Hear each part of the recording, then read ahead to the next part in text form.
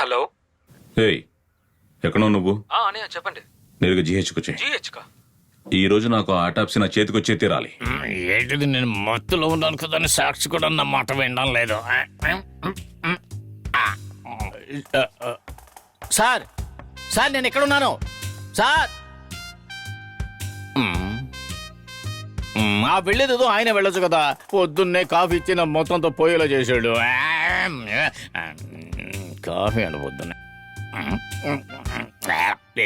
చిచి బాలలు. ఈ రెండు కలిపి మిక్స్ చేద్దాం. ఇప్పుడు తాగి చూద్దాం ఎలా ఉంటుందో.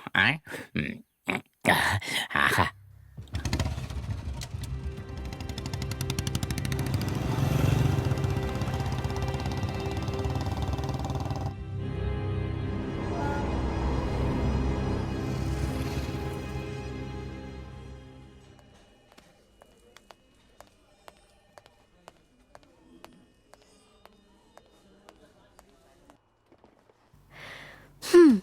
ఏంటి ఎవ్వి ఇలేవడగండి సార్, చాలా కోపంగా ఉన్నట్టున్నారు.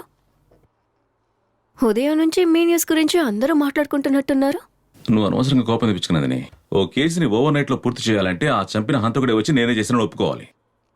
సరే, ఇంతకీ ఆ ముగ్గురు అటాప్సీ రిపోర్ట్ ఏమైంది?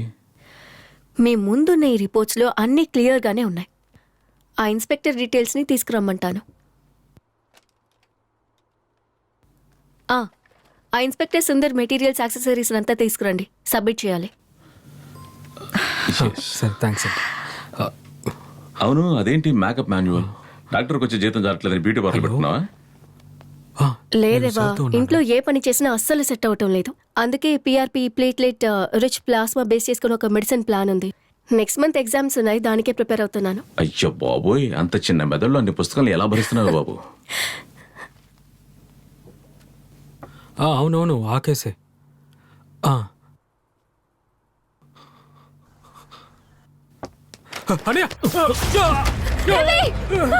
Nandini, stay back, stay back.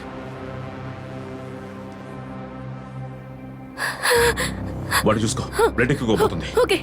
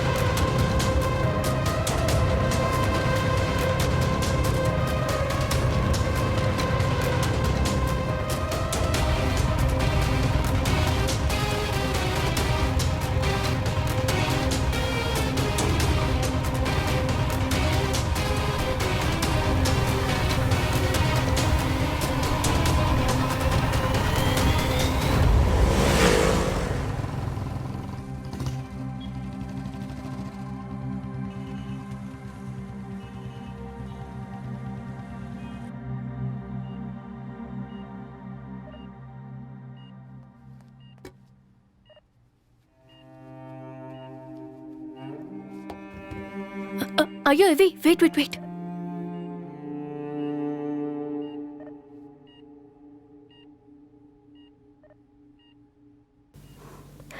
నొప్పి ఎక్కువగా ఉన్నందువలన సెడేటివ్ ఇచ్చాను. బుల్లెట్ని బయటికి తీసేశాను, ప్రాబ్లం ఏమీ లేదు. బుల్లెట్ ఎముకలో హెవీగా ప్లేస్ అయింది. ఏంటి ఇదంతా? అసలు ఎవడివాడు? నాకు గుండె ఆగినంత పనైంది. ఎవి, అసలు నీ చుట్టూ ఏం జరుగుతోంది? ఏం జరుగుతోందో నాకు అసలేం అర్థం కావట్లేదు.